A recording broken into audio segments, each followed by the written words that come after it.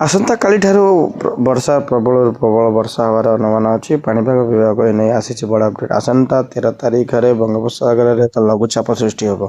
यार प्रभाव 12 ରୁ 14 तारिख पर्यंत राज्यर प्रबल अति प्रबल वर्षा सह वज्रपात होवार संभावना रही। आसंता 24 घंटा मध्य मालकानगिरी कोरापुट रायगढ़ और गजपति जिले में वज्रपात सह प्रबल वर्षा को नहीं येलो वार्निंग जारी करिछि।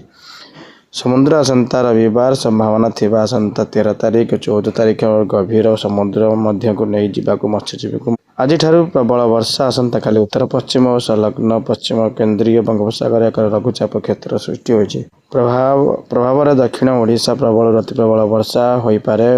उपकूल और अभ्यंतरण ओडिशा अनेक स्थान में घड़घड़ी सह वर्षा होवार संभावना रही। 15 तारिख जाए राज्य विभिन्न स्थान में प्रबल वर्षा संभावना रही।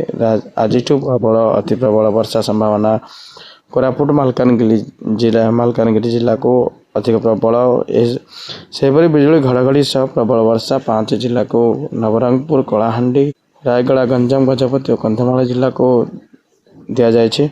सेहीपरि आसंता प्रबल अति प्रबल वर्षा मालकानगिरी कोरापुट येलो वार्निंग जारी करा जायछि। केवल प्रबल वर्षा होगा 6 जिला को येलो वार्निंग जारी करा जायछि। वीडियो भल लगे लाइक शेयर सब्सक्राइब करंतु।